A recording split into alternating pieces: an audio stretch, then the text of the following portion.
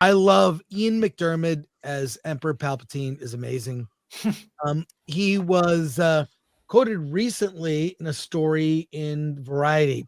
Revenge of the Sith supervillain Ian McDiarmid on his Star Wars heel turn. 69. Rise of Skywalker Right, I'll find it. Backlash. There we go. And Steven Spielberg's reaction to the Emperor. Oh my God, you're evil.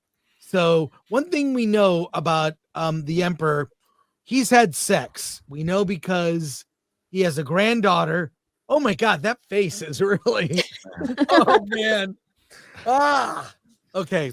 If you would, Badger. When asked about Palpatine's children revealed in The Rise of Skywalker, McDiarmid admitted there was never any clear explanation from George Lucas or later filmmakers. Speculated that Palpatine's lineage was likely created through unnatural means, giggity, hinting at things in tubes rather than imagining the grotesque possibility of the Emperor engaging in a physical relationship. The idea of Palpatine as a sexual being was deliberately left ambiguous, reflecting the broader theme of his character being more monstrous than human. In the pre-EU, he definitely fucked, just so you know. I don't know what the Disney version does, but pre-canon, Palpatine got laid. Absolutely. Well, there you go. Any thoughts on this? Anyone care to comment on this? It's just so funny. I thought that battle with Mace Windu did something to his saber. He's a Sith. They let their passions rule. Alan. That was the worst decision to make, Rey. I know. That decision, we should talk this. That decision killed the franchise going forward. Everyone, there are no relatives of Han, Luke, and Leia, or even Lando for that matter, to carry on the story. And the granddaughter of the main villain takes on the name of the hero of the franchise. It's a Palpatine clone that has the sex. By the way, do you remember how we figured out that Rey was Palpatine's granddaughter? How? It was in the crawl of Rise of Skywalker. I don't remember. I don't even remember. No, I don't. Yeah, it was in the crawl. No, Daisy Ridley said they kept changing. First, she was going to be Obi-Wan's daughter or granddaughter. Then it was going to be Luke's, and then they finally settled on Palpatine. I didn't know. I did a video where I said that Rey was the illegitimate daughter of Han Solo, with the relationship he had with he had with the woman he was involved with in Solo. Kira, Amelia Clark's yeah. character. So like a daughter that he had before he and Leia got together, a lost relationship there. Obi-Wan and Satine from the Clone Wars cartoons was also one of the which I think they were really thinking of before this decision was made. Yeah, but British accents aren't genetic, so yeah, everyone knows that. It would have made Kylo Ren and both Kylo Ren and Rey the sons of Solo. Jesus script, yeah. Progeny of Solo, and they would have been. Yeah, I'm just saying. Where did Rey get the British accent from on fucking Jakku? I know. Who was the Coruscanti accented person that raised her that gave her that accent? It kind of seemed like they were wanting to have her a descendant of Obi-Wan because she mirrored the way she was sneaking around the Starkiller base. It mirrored a lot of how Obi-Wan moved around. They were just ripping it off, I guess. Not only that, They didn't have a plan. Abrams is idiot. They had Ewan McGregor come in and say like, Rey, these are your first steps as well. Mm-hmm. And if she was already had something in her that made her more apt to do Force mind tricks, because we saw Obi-Wan that was a specialty of his. And technical expertise, though, so she also could have been a Skywalker. They set it up for everything. Yeah. But it's just a giant dead end, though. The sequel trilogy was just itself a huge mistake, and because it hasn't been able to, they haven't been able to build off of it, which is why they keep doing prequel stuff. Yeah. I don't see where the franchise goes after the way Rise of Skywalker ended. Ryan Gosling, kind of a Jedi Starfighter. It's a depressing ending. Do people have thoughts on this? I'm just curious. The thoughts of Rise of Skywalker. It was desperate. It was a desperate, depressing ending. Well, I it mean, doesn't make it. It's sad considering too. If you read, I did that. The Duel of the Fates script was so much better in terms of what it said about the Colin universe. Trevorrow's version. Yeah, I mean, they were going to make that version, and then I really think that it was the death of Carrie Fisher that derailed everything. I mean, I have no reason to think that officially, but I think that unofficially, once she passed away, they were really in a bind because they did have a plan. I mean, for as much as people don't like The Last Jedi, there was a plan. I mean, they had Force Awakens, Last Jedi, and they were going to do Duel of the Fates. And Duel of the Fates was a pretty interesting, it sort of mirrored the end of Return of the Jedi in that you had a ground uprising on Coruscant, and then you had what was going on with the other characters, and it made much more sense. And Palpatine was not Rey's grandfather, and it was just a better all-around script. And I think that once Carrie Fisher she passed away, they didn't know what to do. Well, and with Snoke though, that was the initial plan to kill him off. Yeah, because it just seemed that Palpatine was just brought in out of desperation. Yeah, I mean, Palpatine was totally brought in with desperation, but it was another character. I forget. It was another character that was in the extended universe that was that they brought into the Duel of the Fates script, and I don't remember the character's name, but it worked. I mean, it just was a better all-around script. I think the story was much, much better, and it's kind of retcon, but it didn't work at all. That movie has no reason there's no reason to watch it. I mean, there's nothing in it that is particularly enjoyable. It has all this weird stuff that goes on that seems none of it makes any sense.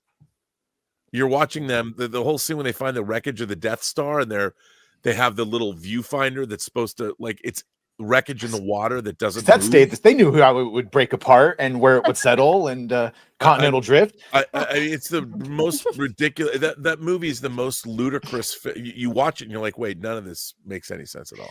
Palpatine's so powerful he can force lightning all these ships, but he can't force lightning around a lightsaber. Just stop. Just stop casting it. I can't stop once I've started. And if you kill me, then I will inhabit your soul. And she goes ahead and kills him. And it's like it burns. Yeah. Well, I've been trying to find this meme that talks about how the original trilogy ends, contrasted with how the sequel trilogy ends. I can't find it. I've been looking up. Try to Google image the word meme in Star Wars, and 1 million things come up. So I can't find it, but it so perfectly spells out why there was so much dissatisfaction with the sequel trilogy. And by the way, this year is the 10-year anniversary of the release of The Force Awakens.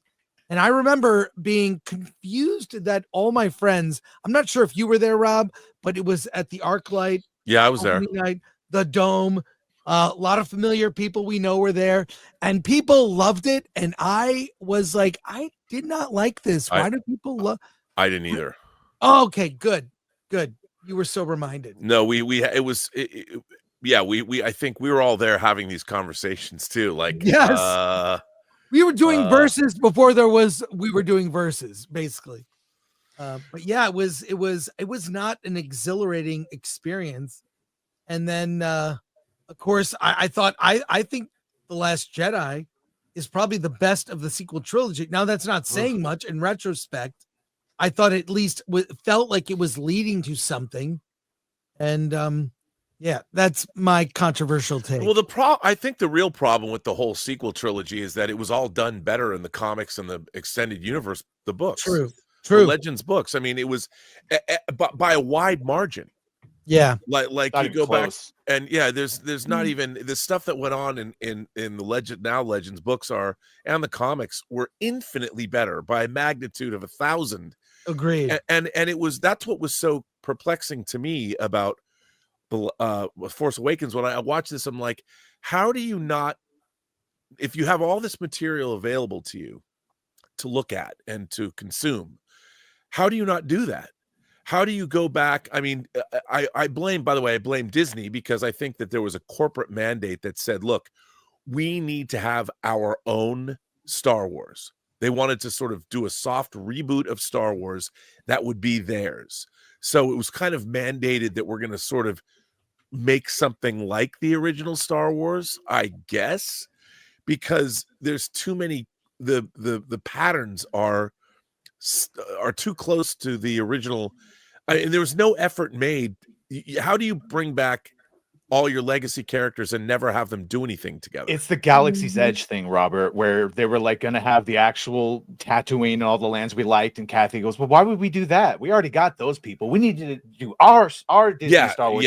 And it's like that thought process permeated everything. And like, yeah, I thought they would just badly steal off the expanded universe and do like Heir to the Empire and whatever. It wouldn't be as good as that, but it would be good. And boy, they didn't even do that. No, I mean, but even the storyline, like if you were to follow, the reason that I like Andor as much as I do is because it's delving into what is going on during wartime, and it's so steeped in World War II, and in terms of the things that go on and the things that went on in World War II, which I enjoyed. I felt that way about Rogue One. I mean, it's also, so I enjoyed it from that perspective, but no one stopped and asked themselves, okay, if you end Return of the Jedi, episode 6, and you're now going to start episode 7 with all of Return of the Jedi undone, with no explanation, how is that an effective use of your IP?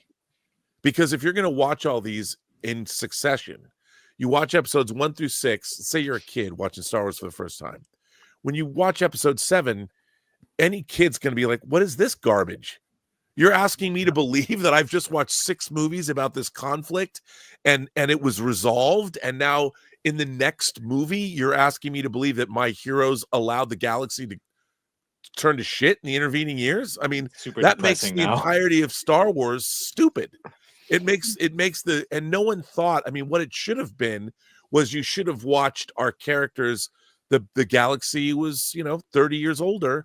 And if you want to EU left off, if you want to maintain a democracy and you want to maintain peace, it requires work and time and effort. And that's what you should have seen, is the fact that they've got a little complacent, they've got a little lazy, and whether it's the Yuzon Vong or somebody could have snuck in there, or the remnants of the Republic or the remnants of Palpatine coming back and trying to undo these things. And by the end of the first film, you realize that we're in a world of hurt.